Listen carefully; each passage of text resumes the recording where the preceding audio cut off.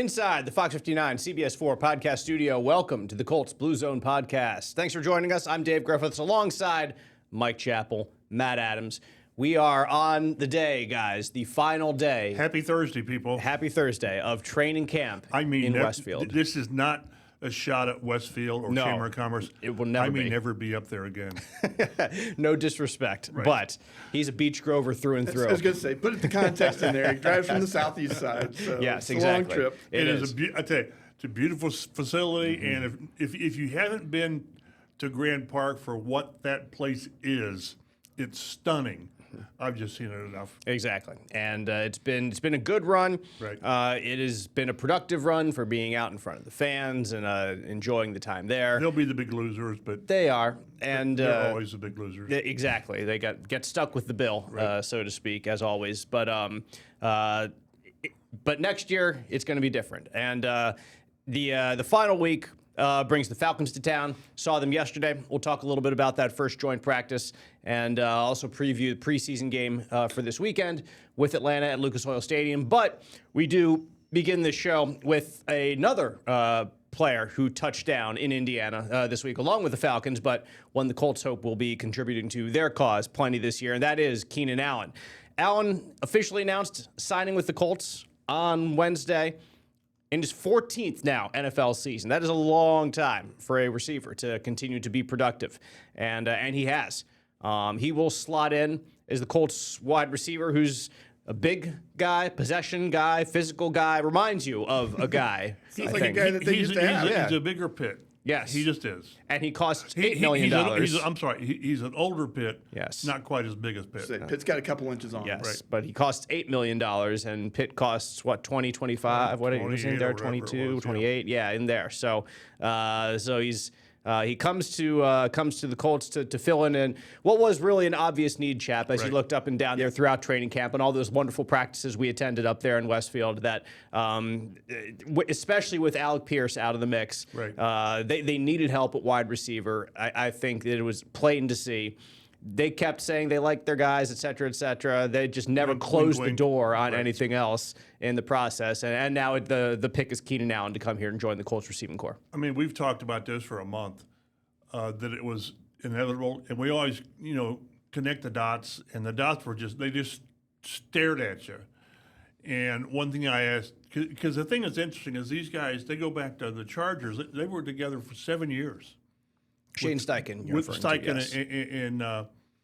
and Keenan Allen back when they were the San Diego Chargers. and 7 years is a long time to build a relationship. They stayed in contact. I mean, I don't mean, hey, I'll get back with you. It's like every couple of weeks, season, off season. And I asked Shane Steichen yesterday, at what point during the off season did your talks go from, hey, how you doing, to, hey, would you like to come to Indy? Now, officially, it couldn't really happen until February when the contract expired, but this just made sense. It was always, in my mind, it was always when, not if. And I was talking to Kevin Bowen, I think, yesterday, and it is interesting is why now? Why not last week when you've got time to get some camp in and more time with the quarterback? And I think at 34 and after 13 seasons, he didn't need that. There's still some veterans out there that haven't signed. Kenny Moore hasn't signed yet. So I think veterans would like to miss training camp. He'll have 3 weeks or whatever it is to get up to speed. He's going to practice to some level today. He won't do teamwork. He'll do individual probably. So, but what I think this does, it's sort of, and I wrote about it early in the week, it gives normalcy to the position and to the offense. Everybody is now back to where they need to be. Ashton Doolin and Nick Westbrook-Akine and even Treadwell are back as probably the number 4 guy, however you want to play. But then it allows Tyler Warren to be a tight end instead of, we got Tyler Warren. So it's really a good group. Someone, that said, they got Andre Johnson when he was about this. I think this is different because Andre Johnson wasn't the force that he had been when he came here. And Keenan Allen, it's just amazing. And what's in Matt Scott on here, the comparisons over the last 5 years when Pitt was really good, they're almost identical. as far as catches and targets and yards per game and all that, or yards per catch. So they're getting an older version of Pitt.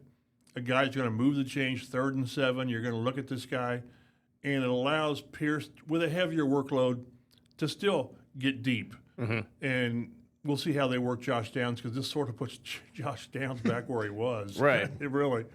So, but it was going to happen. They could not have gone into the season with the pre-Keenan Allen receiver group, because it just wasn't good enough. And you mentioned the comparison with Michael Pittman. Last year in particular, their numbers were staggeringly similar. Isn't Like, it? yeah, Matt writes them down here. Pittman had 80 catches, and Allen had 81 catches. Yardage, Pittman had 784. Allen had 777. It's comical. A grand total of 7 yards of Right. difference. Average 9.8, 9.6. Again, right around there. The only noticeable real difference is in Pitman touchdown had numbers. 7 touchdowns, and Right. Keenan Allen had 4 touchdowns. And you could chalk that up, I think, to scheme and what you decide Right. to do in the red zone, like with different coaches and different plans. And they were both volume receivers. Keenan Allen had 122 targets last year. He led the team in And receptions. Pitt had 111, I think it was. Somewhere in there, yeah. So this is not a long-term fix. It was never meant to be a long-term fix, but all of a sudden, it gives the Colts a pretty good set of skill set players to go along with Daniel Jones. Yeah, he's here where he is still in the NFL at 14 years because he can run routes and get open, and or make contested catches when he's not completely open. He's never been a speed receiver. Right. He ran, I think it was a 4.58 at the He was combine. asked that. I asked him how you're still productive and all this. He said, when I came in, I was slow. Right. and so you can't lose what you never had. Yeah, I looked at he was 4.58 at the combine. I think there was a knee issue. I thought he was coming back from a knee. I don't remember that. But that was 31st among receivers at the combine. That year, 31st. That year. Yes, just that year. Not all time. That year. And a notch above him was DeAndre Hopkins at 4.57. He turned out okay for a couple of years. So again, for you don't have to have speed. I meant to text Reggie to see what Reggie's combine speed was. He was never considered a burner. Not a burner. Absolutely not. So it just shows you. And you know what? I don't know how deep we want to get here, but if you look at Keenan Allen, I have never, and this isn't a knock, I've never considered him a Hall of Fame level receiver. He needs 48 catches to be 5th all time. and just 22 to work his way into the top 10. Right, all-time he needs receptions. like 16 to pass Reggie. Yep. His position, maybe Reggie will game plan some things away from him. But I never, and I still don't think that he's. If he's going to be Hall of Fame, needs to get in line behind Reggie. And He better get Torrey in few line. other and receivers, all yeah, that. for sure. But it just shows you the volume that he's had and the level. I think it's 500 catch seasons, which is second all time.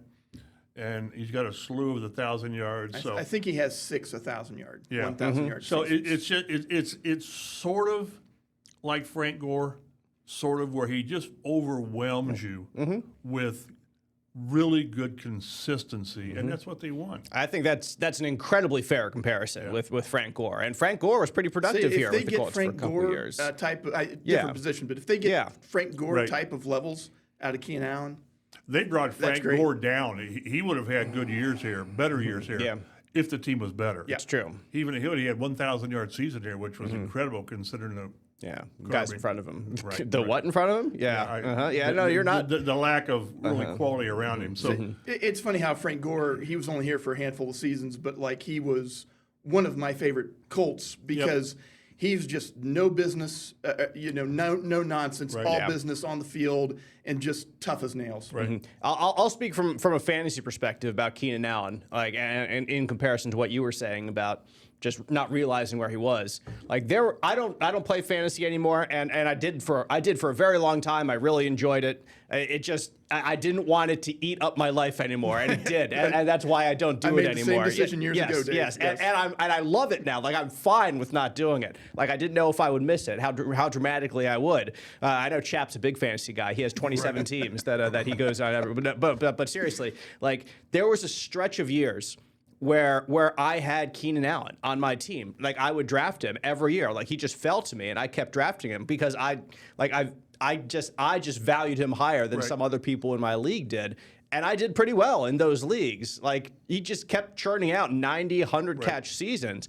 Like he was never the most flashy guy, but especially in PPR leagues where you have point per reception, like he was a very valuable receiver, just giving you consistent points week after week. So it's not with some of the bigger guys, it was you'd score 25 points one week and then it would be 4 the next week. Like with Keenan, he was very consistent, like double digits, 11, 12 points a week. And then sometimes it would be a little bit more than that if he caught a couple touchdowns. So like that's what he has brought to the NFL for a long time. And for me, it was him and Tyler Lockett were the two receivers that I really liked both of those guys. And I thought that they were incredibly underrated. And like I said, I did okay. I'm not saying that I was the best ever, but like I did okay in my fantasy league. So if Allen can still deliver in the same level, if he does the same thing he did last year, Chap, I think that would be a boon for the Colts. If he's an 80 catch, 770 yard guy, like I think expectations for him would be less than that here, given what the Colts have around him. And Tyler Warren's, you mentioned, which we'll get into him in a bit, and Alec Pierce just signing the biggest free agent contract ever. And I don't know what Josh Downs' role is going to be now, especially with him in there. So that's to be determined. But like I think if he has 60 catches and 600 yards and 4 or 5 touchdowns, I think that would be fantastic for what you want from him. Do you think that's about right? Do you think they want more? Do you think they need less? Whatever it is that you see his role in this offense to be. I was always thinking, we were talking on the sideline yesterday about the over/under, and to me with him it is 60. That's what I thought. Yeah. Just because they've got so much else, and they've got Jonathan Taylor who's going to get his 320 carries. So. Yeah, I think he gets. I was off the side talking to Shane Steichen. I said, "Man, he's going to give you 60 catches, falling out of bed." And he just sort of gave you a nod. But no, again, it's if maybe another receiver misses time, heaven forbid Pierce misses time, he's not ready.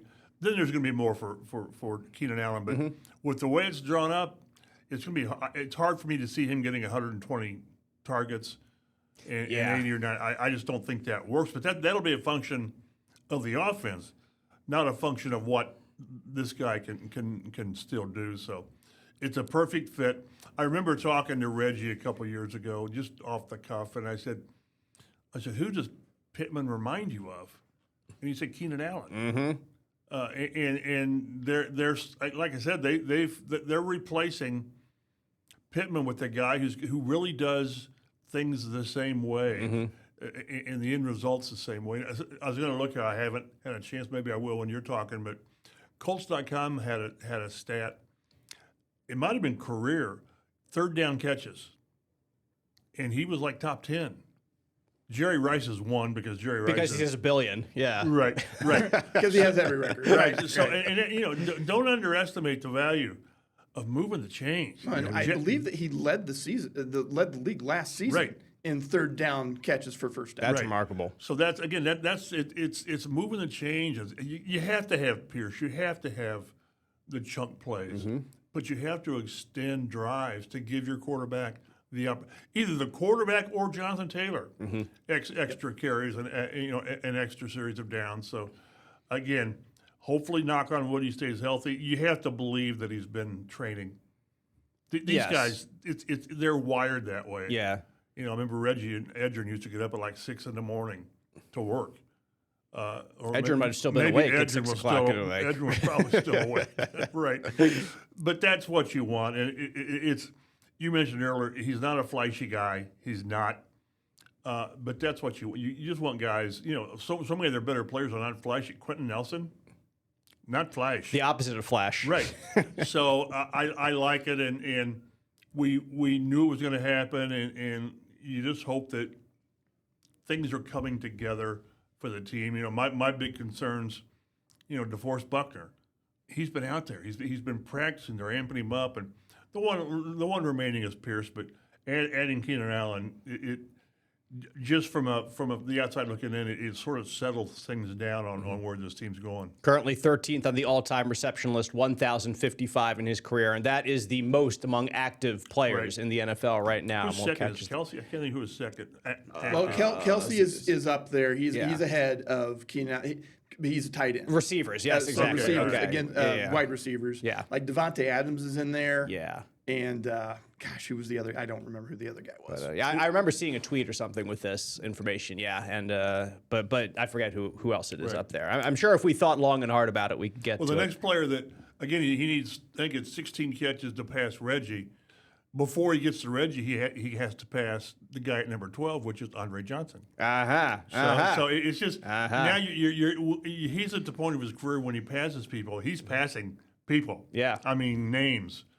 So he'll be before we know it, one of those. Well, of the top 12 players with most reception in NFL history, X number are Hall of Famers, and then there's this guy. Yes. And it'll be this guy and Steve Smith. It is There you Hopkins. go. It is Hopkins. Okay, DeAndre Hopkins. There you go. DeAndre Hopkins. But what a tangled web we weave among all these guys. Shane Steichen, who he worked with in San Diego / LA for 5-6 years, called him 7 years, 7 years. Called him the most cerebral receiver that he's ever been around. He sees the game like a quarterback. Allen called Steichen an offensive genius. So it's a match made in heaven between these two really guys. like each other. So you got Steichen, you got Keenan Allen, and then you got Daniel Jones. Exactly. Can you imagine their skull sessions on a Thursday night? 3 peas in a pod. Wow. Yes. So that there's nothing but good things in that. Like if you have people who see the game the right way or the same way, then you can because there's different ways to succeed in football. Right. But if you have everyone who's on the same page, then it gives you a great chance. I'm to sure there's succeed. some subtle differences in some language or something like that in some of their calls, but it's the same offense that Keenan Allen knows from Steichen. Yep. So he's not going to have a hard time adjusting to this stuff at all. And his best game last year Against the Colts? against the Indianapolis Colts when he had 11 catches for 119 yards and a touchdown. How about that? So maybe he does well with that. You can't beat them, sign them. Exactly. And that was probably the Colts' best win last year in LA. Yeah, he was still not the Chargers. leading receiver for the Chargers that game because Rondé Gadsden Jr. went off as well. Syracuse legend, Rondé Gadsden Jr. That's right. But yeah, he still had a really nice game, I remember, against the Colts last year. So I remember a former GM used to sign free agents that had great games against the Colts. oh yeah? Yeah, I remember that's what got LaRon Landry here. Yeah, how'd that work out? Yeah, not very well. It worked to the trash heap is what it worked to.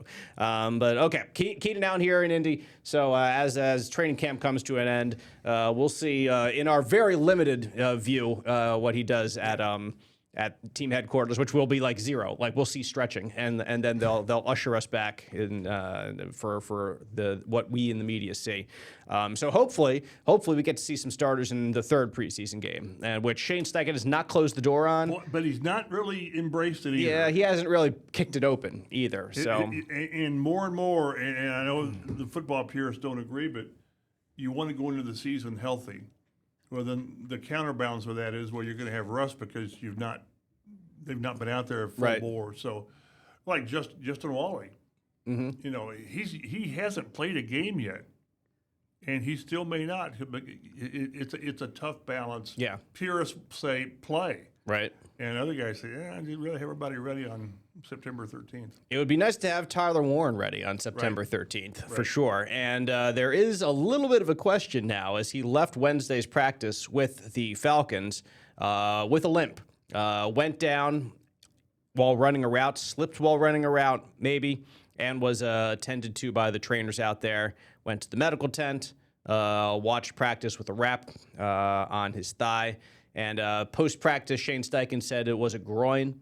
And after that, no updates because that you don't have any updates at that time when nobody's. It's had a groin. Any. He's a groin. I've got a groin. Yes, we all have groins, and so Tyler Warren's got a back. Yeah, exactly. We're on groin watch now, which is what a great watch to be on. So groin if watch. I had the skills, I would have made an animation for that Yes. so that we could just keep referring to it. But so we're gonna have to keep an eye on Tyler Warren, who again is going to be crucial to what the Colts want to do this year himself. And I'd put him you put him behind Jonathan Taylor and Alec Pierce probably. And even then, I think you can maybe debate the level of contribution to the offense between him and Alec Pierce. I'd lean toward Pierce just because the size of the contract says a lot. Right. Like, it's not about the money, it's about what the money says, the famous line from Moneyball.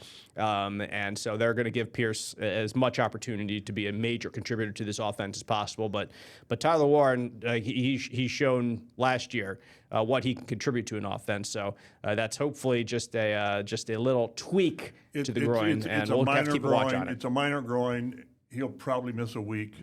That'd be fantastic. That is fine. And that's fine. Yes. He wasn't going to – he would have practiced today, I mean, without the injury. Right. Not played Saturday, and then wouldn't play in the final game. And so – and again, his value up until this point with Pierce out, it's been Tyler Warren or Josh Downs with a couple of Ashton Doolins in there. So – his value is immense, and what he does, what this group of receivers does now is what it did last year, and it just creates the stuff over the middle for him. That's why I say, and maybe we do this on another show, but this puts Josh Downs back where he was. It just does, and he was sort of the odd man out last year. So this is going to be up to the old Tom Moore thing: is you play your players, you play your best players. And allow them to do what they do. So now, again, this will be really interesting. The old saying, there's only one football. Yep. And it's incumbent upon the coaching staff to get the most out of players. But when you get this many players that can help you, it's hard for that one guy to have the volume that a lot of the top receivers in the league have. No doubt. And so, Josh, I'm definitely eager to see what Josh Downs does. I am. This year. And he was the one who was hurt the most target-wise from Tyler Warren. No doubt. He just was. But like I said, then nothing's changed. We thought with the way it was set up with Pierce and Downs and then whomever, that, well, of course Downs has to get more. Well, but that's not the case now. Mm-hmm. And I thought he handled it really well last year. Knowing him, how much he wants to be involved, and that with Downs is he knows he can do more. He knows he can be a factor. Yeah. Yes, it's ego. Receivers want the ball. They should have a little bit of an ego. They should, yes. Right? And the good ones have really big egos. Yes, they really do. But to compound things for Josh this year, it's a contract year. So if he has somewhat similar numbers, he'll get better numbers. He'll just have to, but he may not have that season that he anticipated with Keenan Allen here. So right.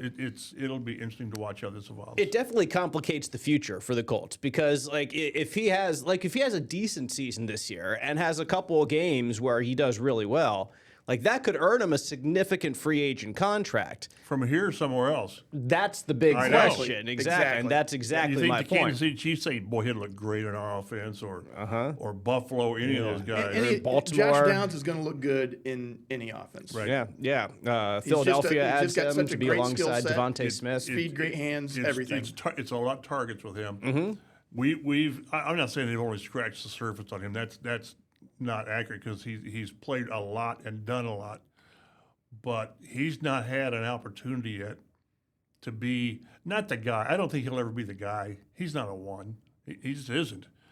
But he's a quality receiver who it's just going to be interesting to see how, not involved, but the volume. The volume is what I'm curious about, and then how he handles similar volume to last year. Well, what's your stat? First 2 years, most receptions in Colts history? And that's on a team that had Marvin Harrison. Yeah. Syracuse legend, Marvin Harrison. And he led him in, I forgot he led him in catches the 1 year with 71 or whatever it was. Mm-hmm. So, and then it fell off, and with nothing. To no fault of his own. Right. This was circumstances, and the circumstances changed. And now they've changed again. Mm-hmm. So eager to see what Josh Downs does this year in whatever role he gets. Right. But in Wednesday's practice against the Falcons, he was part of a passing game that was very good, to be honest. Run game, not so much. Pass game. No, run game a little disappointing. I think that run game. Yeah, but he kept running right, and that There was nothing there. No, Daniel, and maybe they had a bit of a vendetta against Jonathan Taylor after what he did to them last So year he did in rattle Berlin. off a few yards against them in Berlin. Exactly. Right. So they're like, we can't do that, even in practice. That's not happening again.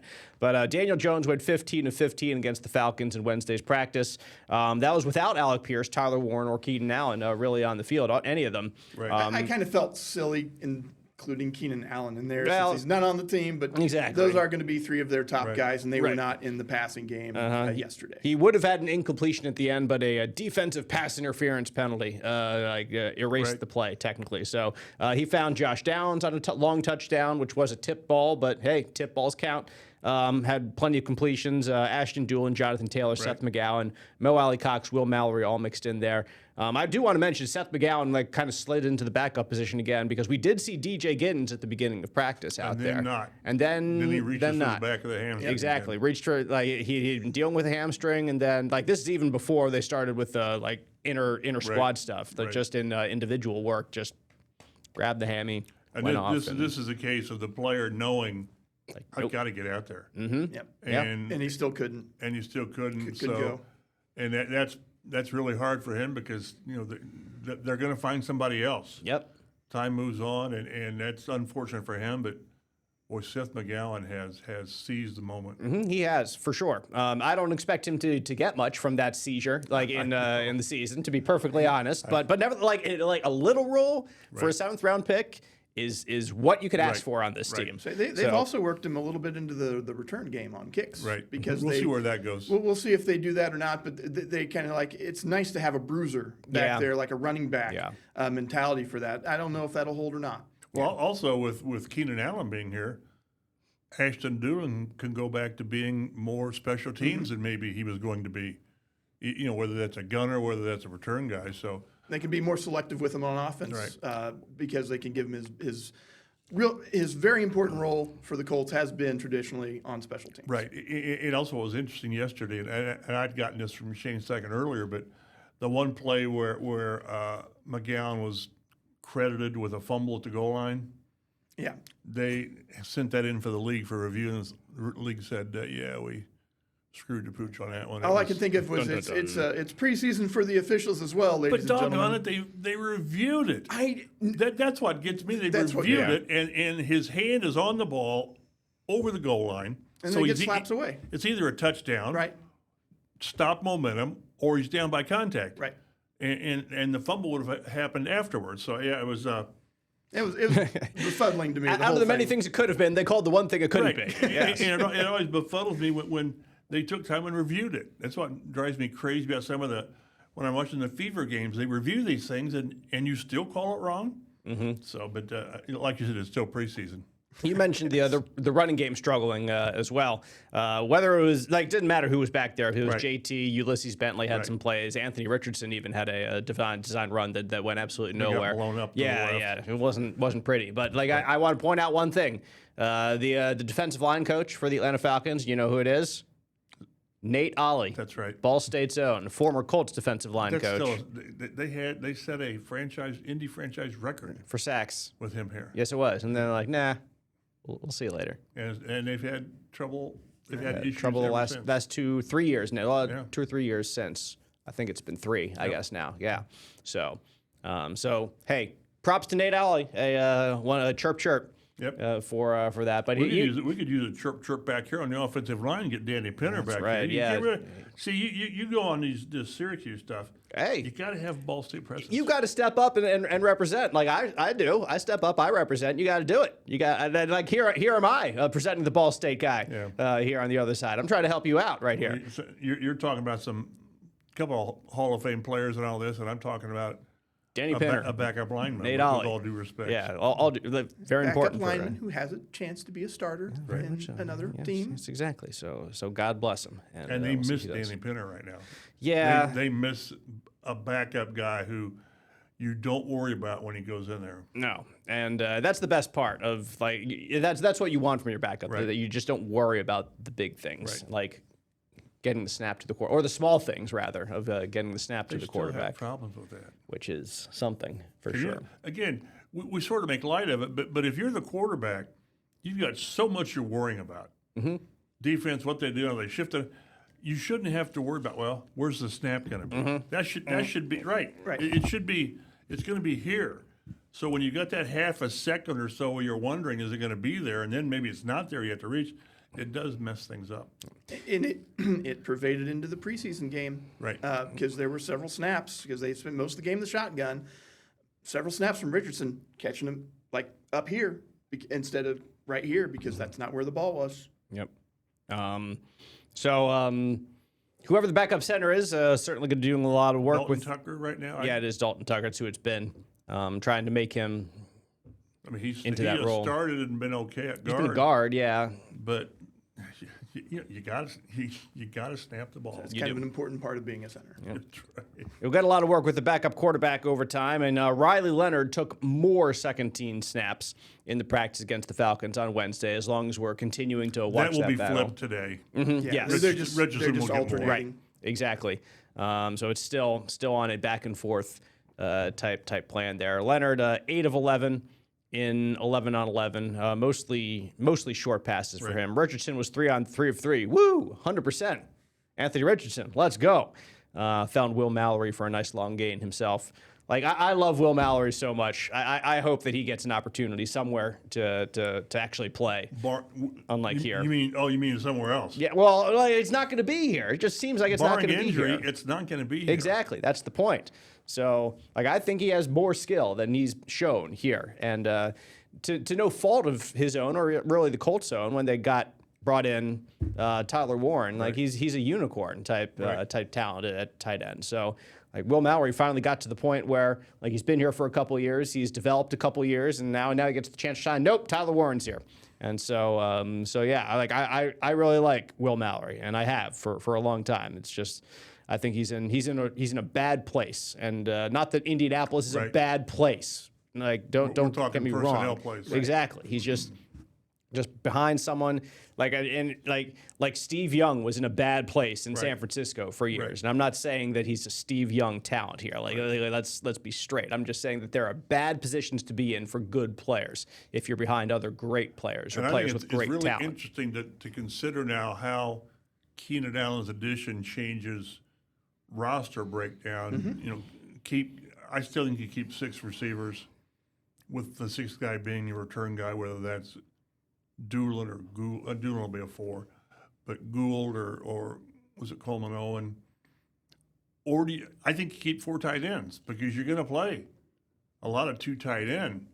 So that should be Mallory as well. But it just Can't keep all of them. well, and you keep 9 or 10 offensive linemen. Right now they don't have 10 offensive linemen you want to keep. Yeah, like at this point they might keep 2 linebackers and And say, you know, like safeties are going to play down there. Yeah, exactly. And that's the thing that's different again. If they give you $100 for every play that they've got 3 linebackers on the field, you might get a couple $100 At the end of the year. Because it's just not going to happen. No. And so we're going to see different. There are going to be a lot of 5-man defensive fronts. It just is. And with Buck being back apparently to where he needs to be, that's going to be a good group. But yeah, linebacker is. You got to keep 4. Why? Why do you have to? Yeah, exactly. Can we do it with 3? There might be some discussions like that, and people think like, "What are we talking about here? It's crazy to have 3 linebackers." With the way that they work their practice squad, you know, they really elevate guys a lot. A lot of game day elevations. What's the rule? You can do it 3 times, or it's 3 times in a row. There's a limit on how much you can. And then you have to promote him to the main roster. Right. And then again, the practice squad is a free agent. Anybody, but their line. It's hard to remember when they've had maybe this was back in 2018, the last time they had a linebacker core built like this. You've got Akeem Davis-Gaither and a bunch of guys. You know, 5 of the 8 are rookies. Yep. And one of the other 2 is Jalen Carlisle, who was on the field for 2 snaps last year. Right. So and C.J. Allen needs to be. He was out there yesterday, but didn't get a ton of work. So that's a position that we've seen transition from. You know who your starters are, and they're going to play most of the time, to any day it can be somebody else. Yeah, 2018 is a great example, I think, Chap, because then it was Anthony Walker and a bunch of guys that they drafted. One turned into Darius Leonard, which was not bad, and then you had Zaire Franklin and Matthew Adams taken in the seventh round. Yeah, exactly, the other Matt Adams, not this Matt Adams, but his namesake as well, who were both big special teams. What did you do with your signing bonus? Did you just kind of muck it away? He built this studio for us. Exactly. Yeah. Spent it all in Shelbyville. And here we are, years later. That's why we're here. It was Anthony Richardson getting to start in the first preseason game last week, which was on the day I think we did our last podcast, so we haven't really talked too much about that. But Richardson started. Leonard came in late. Any major impressions, whether it was the quarterbacks or anything else from that first preseason game, Chap, that we saw a 13-13 tie out there in First in tie New England? since 1964 by the Colts. Let's go. Come on. No, not really. A couple things, though. Spencer Schrader is going to make it interesting.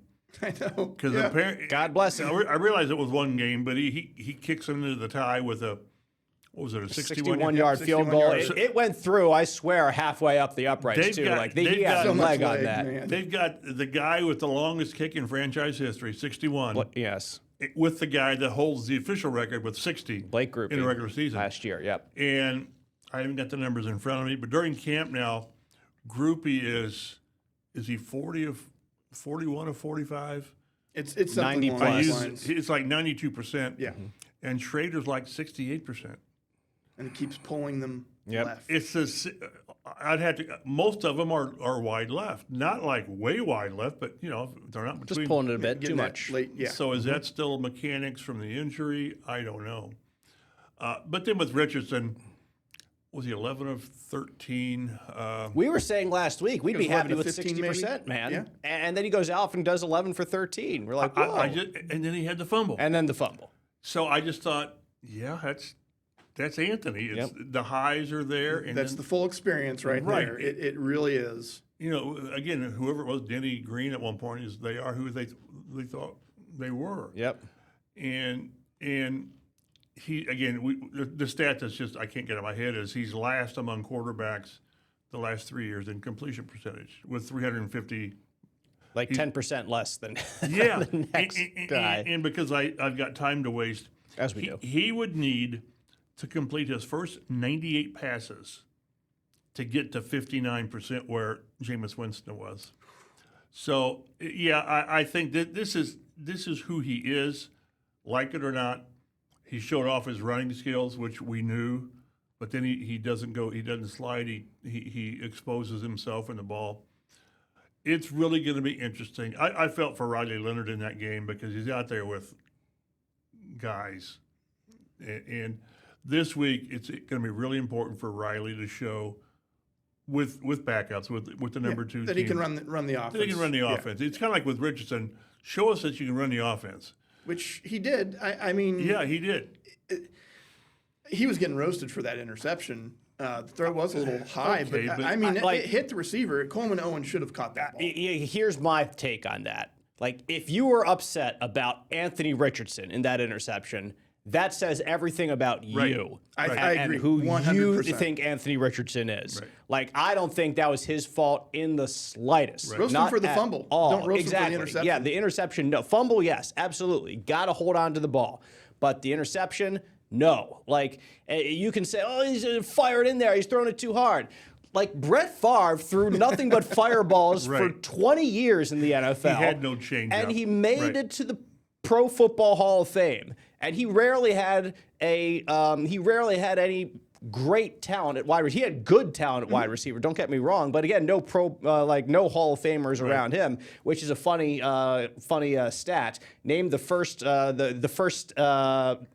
Brett Favre's first completion in the NFL was to a future Hall of Famer. Who is it? Brett Favre. It's Brett Favre. Exactly. He completed like it to Anthony himself. Richardson's last completion was Exactly. to Anthony Richardson. Anthony Richardson, exactly. So yeah, what a tangled web we weave again. Right. But anyway, like I said, like if you criticized him for that interception, that says everything about what you already personally believe about Anthony Richardson. Right. That you have those glasses on to only see him in that light. That's why I say I don't know what he can do in the preseason, good or bad, because this is you've had him for 3 years. Yes, injuries and all that, but this is who he is. Can he improve his throwing? I don't know. I really don't. as I've said before, you could never teach Shaquille O'Neal O'Neal to free throw, to shoot free throws. Yeah. This is who he is. But again, I think and they don't listen to me, I think what they need to do is after this game, who's your number 2? You need to have a guy. And then maybe he starts the last preseason game, but maybe not because you don't want your backup to get hurt. But I just think they need to, at some point soon, because we're running out of preseason time, who's your number 2? Because it matters when you get into the season on who gets reps during practice. Yeah. Any thoughts on Riley Leonard? Because he certainly didn't look great in that first preseason game. He's also playing with the quote-unquote worst players on the roster. He right there. was under constant duress. That's why I say that this first half, he'll be out there with more established players. They'll keep your program handy because you'll need to check numbers. But he'll have a better chance. And we were joking, too, in the second half when Richardson plays, he may run for 100 yards. he could do that just because of escapability. But this is where, again, Leonard needs to show that in more of a not controlled, but more of a setting that has protection, and you've got your second line of receivers, then he can run the offense. Not put up 30 points. How do you look? How do you handle the pressure? And how do you run the game at first half? On the other side of the ball, like if you had a defensive MVP, it'd be Caden Curry. So the fifth-round pick out of Ohio State, Center Grove Trojan, 2-time state champion with CG. Coach Eric Moore down there on the south side representing. 6 tackles, 2 passes defended. Nice sack there when he was rushing on the inside, doing a little inside rush. If you're going to be playing against that level of players, then honestly dominate. That's but exactly play well. what you want to see. Yep. And like he's done everything to get a roster spot, everything that he can do so far. In my mind, there's very little more that you could have asked for this guy in the role that he has had. This will come down to the numbers game at the position. George Gumbs Jr. They like him. He's had a pretty good camp too himself. I know. Yeah, that athleticism is. Does one of those guys end up on the practice squad? Doing that with a potential pass rusher, you probably lose him. Yeah, somebody's going to pick one of those guys up. I think so if they don't make the roster. I need to go back and look at roster construction, whether they keep 9 or 10 defensive linemen. That's a lot, but when you can steal a spot or 2 from linebacker, and again they're just so loaded in the secondary. Speaking of that, my antenna is going up on Mooney Ward. With his back injury. Mm-hmm. That because we're not getting any information on it. Right. He was out there yesterday watching, but he missed a practice early in camp with the back issue, and somebody asked Shane, is surgery possible? He said no. I don't know if he said, I'd have to go back, was it no, not at this time, or just no? But these things, the longer a player who has had issues, I realize concussions are different, but you just wonder that, because if take him out of the mix for any time, then Wally goes outside, and then you got to find a nickel guy, which is Kenny Moore's still available. I know. That'd be crazy. Cam Taylor-Britt's having a really good camp. He is, yeah. He's going to miss the first game, but you really like the depth there. But you really like it if Mooney Ward's out there. Yeah, you like your depth again if Cam Taylor-Britt's your fourth guy, and a guy who's played a lot of good football, like in the NFL, and played for Lou Anarumo before. Had some very good seasons with him. Yes, very much so. So I think that's a very reasonable take to have right now. Just antenna up on Mooney, where he is, and how much he's going to contribute if he's going to practice next week. Maybe when they're back at headquarters, just out of training camp in Westfield. So we will see. But Justin Wally, in the meantime, had a nice pick six he's a good player. of Tua Tagovailoa late in the practice session. He is. Jumped a route, returned it for the touchdown.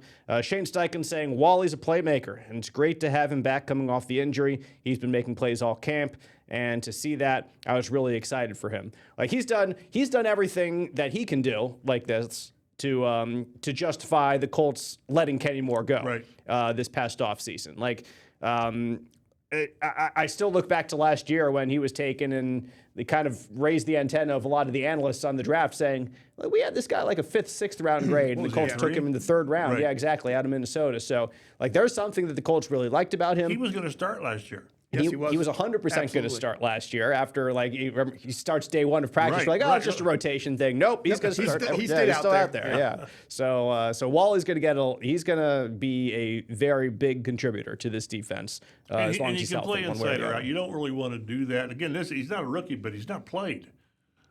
So you like to have him in a spot, but the Mooney Ward thing is going to make him sort of versatile inside or out because again, you want your best people out there, and is it best to have him on the outside, or is it best to who'd be the next outside guy? Maybe Cam Taylor-Britt. Maybe, yeah.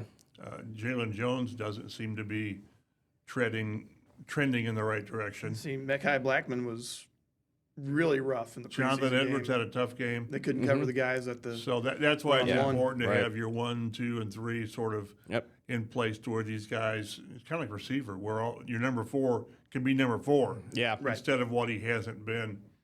But Justin Wally, he's just, again, some guys just make plays. He just makes plays. He was also, unfortunately, part of the Falcons' biggest play. It was an underthrown ball. Drake London came back to get the ball, and Drake's a pretty darn good receiver himself, like good young That's guy. who his pick 6 was against, was Drake London on the outside. Yes, it was. So, Although it was a pretty bad pass. I was talking with the Atlanta beat guys. I said, so, how you guys going to be this year? He said, awful. He said, that's the spirit. He said, we haven't got a quarterback. Yeah. If you have 2 quarterbacks, you have 0 quarterbacks. And one of them's not practicing. Penix because of the knee. I think he's doing 7-on-7. I don't know if he's doing more than that. But apparently 2 has been very underwhelming so far. Yeah. Which if you're a Miami Dolphins fan, you're like, yeah, okay. Yeah. So, Where's the story here? Yes, Right? exactly. You weren't watching tape or what? Yes. Is this a surprise to you? The Colts defensive notes, Atlanta's best offense. They came kind of early in practice. Bijan Robinson had a pair of nice runs, caught a pair of passes. He's still going to be there. Like if Jonathan Taylor is the big the engine that runs the train for the Colts, Bijan Robinson is everything for what the Falcons want to be. He's going to get 300 carries plus an additional 80 targets as well, probably out of the backfield because he's a pretty darn good pass catcher himself there. After that, the beginning defense settled down. Laiatu Latu had a nice sack, stuffed a run on a nice play. You saw a lot of the first team with Akeem Davis-Gaither and Jalen Carlies position group that's seen plenty of rotation still. And they're still... I think C.J. Allen is still the guy they want in the middle of that defense, but like I said, those are the 2 guys that we saw just. They're probably being extremely careful now. It was a hamstring. It was, yes, exactly. It was a calf and then a hamstring. Yeah. And like we saw with DJ Giddens, the last thing you want to do is put him out there. Right. I feel good today. Well, let's give it another day and see. Because again, this is maybe he doesn't practice much today and not play Saturday, but you want him September 13th. But he needs practice. He's a rookie. Yeah. You'd like to get him to at least get a taste of that NFL speed, Yeah. Even though it's not going to be the ones from the other team necessarily. So plenty for us to keep watch for, I guess, over this second preseason game.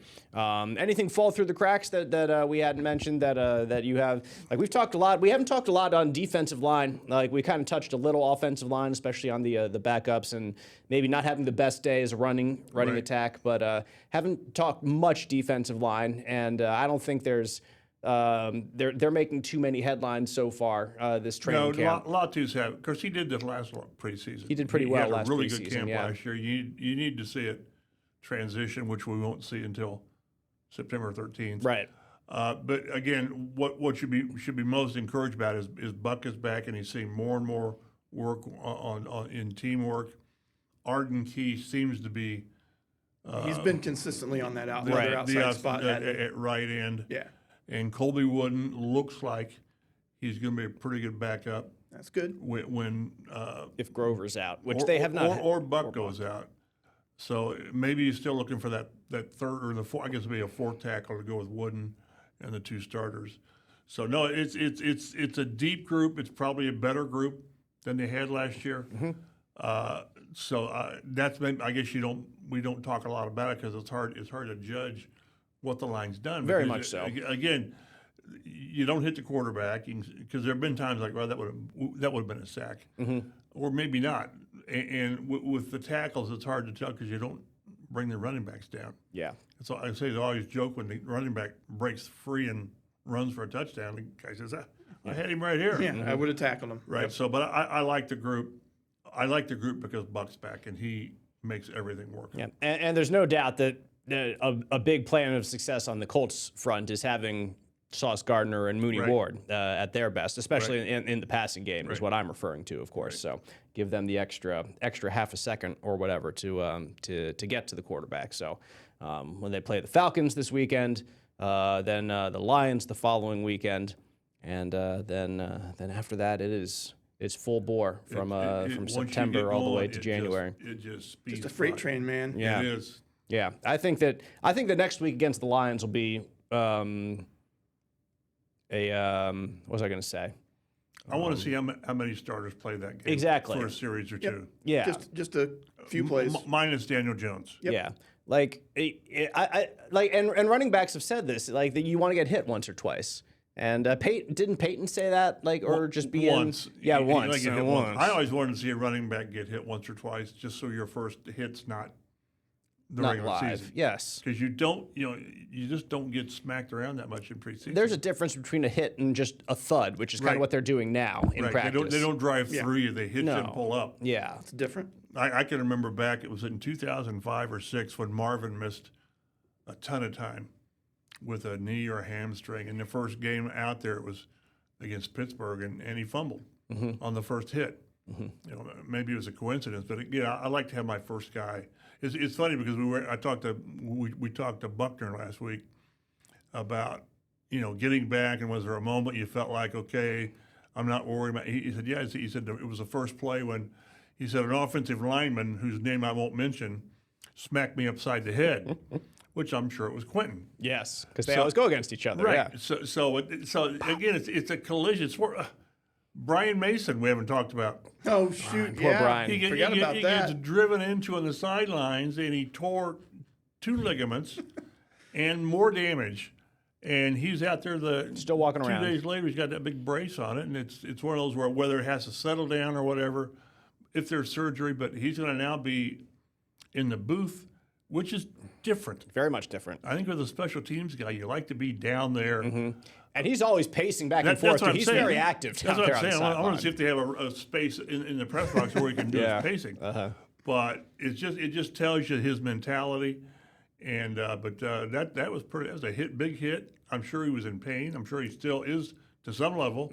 But he's back out there. Yeah, I actually get to interview him before this weekend's game for our Blue Zone pregame show. So looking forward to that because I like Mace a lot. He's a great been guy. a really good coach too. Just imagine a Hail Mary at the end of a preseason game that ended in a tie. That's awful. Okay, I want to close with this, guys. Nice one stat on Keenan Allen, 34-year-old wide receiver this year in the NFL. Right. I'm going to give you the top 6 seasons all time for a 34 or older receiver. Now, I've seen the list, so go ahead. You've seen this list? Okay, yeah. Chap's I seen the list. looked it up, but go ahead. Yeah, number 6 on the list is Jerry Rice in 1996. Okay. 1,254 yards, 8 touchdowns himself right there. Number 5, Joey Galloway for the Tampa Bay Buccaneers. I would have. That surprised me. Yeah, wouldn't have remembered that one. But Joey still had the speed at 34, and that was what he was known for throughout his career. He was a burner. 1,287 yards, 10 touchdowns. 1997, Irving Fryer with the Philadelphia Eagles. Irving Fryer. First overall pick, right? Yeah, he was back in the day, but he was 35. He's the only 35-year-old on this list. Everyone else is 34. He had 1,316 yards and 6 touchdowns for my Philadelphia Eagles back then in '96 on a 6-9-1 team. Very disappointing year with Bobby Hoying as quarterback, but Irving Fryer had a pretty good year. Number 3 on the list all time, Terrell Owens. 1,355 yards, 15 touchdowns. Not a bad season for the Dallas Cowboys. Number 2, Reggie Wayne in 2012 with this upstart young quarterback named Andrew Luck in his first year in the NFL. 1,355 yards, 5 touchdowns. And number 1 all time, 34-year-old receiver, Jerry Rice. Marvin Harrison. Oh, right, because Jerry had the most catches. Yes, like he did. 109 catches. Yes, he did. But it's Okay. I'm going with just yards. Marvin Harrison, the most yards, 1,366, 12 touchdowns in the Colts Super Bowl And year. he was a third ballot Hall of Famer. Give me a Chap break. is not having it. Still Still that bitter. doesn't steam me as much as Reggie not being in, but Marvin having to wait 3 years was Kind ridiculous. of ridiculous because he was the NFL's best receiver for a span. But the fact that the Colts are 1-2 on this list with Reggie and Marv was something that I found very, very notable. It's amazing when you look at the running backs they've had and have, and the receivers they've had, Raymond Berry, God rest his soul, they've got the skill players have been off the charts, not good, but great. 20th round draft pick, Raymond Berry, famously so, and turned out okay back in the day when they had 20 rounds. Could you imagine 20 rounds in the NFL draft today? That would be that would take up. I remember the years early on when we had like 12 or 16 rounds. 2 weeks of the NFL draft in one day. It was brutal. Just all day long. All day strong. All right. That'll wrap us up here on the Colts Blue Zone Podcast. We do appreciate you listening. You can subscribe, get us delivered to your podcast listening device as soon as we drop every week. If you're watching on Fox 59 now, thank you. If you're watching on YouTube, we appreciate that as well. But final day at Westfield today, and then next week back at headquarters. Lions next weekend. Cuts down from 90 to 53. Then finally, eventually, to the regular season, September 13th, opening up at home against the Baltimore Ravens. Plenty of Colts Blue Zone content before then, so we'll see you next time.